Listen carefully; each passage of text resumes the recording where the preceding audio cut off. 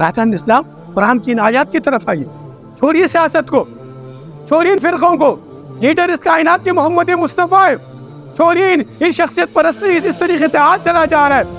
हर एक अपने लीडर के पीछे ऐसा लगा हुआ है जैसा खुदा न ख्वास्ता ये कोई इंतहाई एक अजीम दर्जे पर पहुंचा हुआ एक विलायत या नबूवत के मौके पर पाया जाए। उसकी सफाइयाँ, उसके हर बात की तावीलात पेश की जा रही।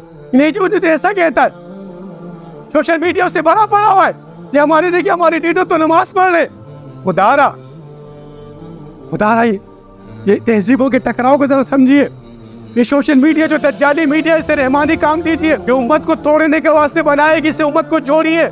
आइए अल्लाह और कुरान बनिए, इस कुरान से इल्म सीखिए जो आपको रहमान सिखाना चाहता है, जो आपको इंसान बनाना चाहते हैं, आप में उनसियत लाना चाहते हैं, आपको रहमान बेनो बनाना चाहते। अब क्या कह रहे हो कुरान आगे चल के? बरादर इस्लाम काबिल गौर बात है, काबिल सोच बात है। कज़रई अखरशतहु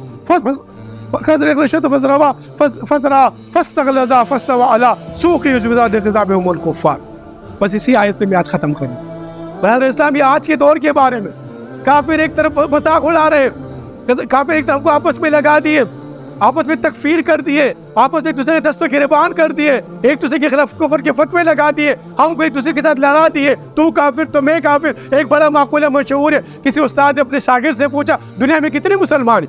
शागिर्द कहता है कि उस्ताद आदात के लिहाज से तो मुसलमान 1.5 अरब के करीब है, लेकिन फिरकवी नजर के लिहाज से कोई मुसलमान नहीं।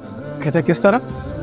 आदादी नजर के लिहाज से तो 1.5 अरब मुसलमान हो गए और फिरकवी नजर के लिहाज से कोई मुसलमान नहीं।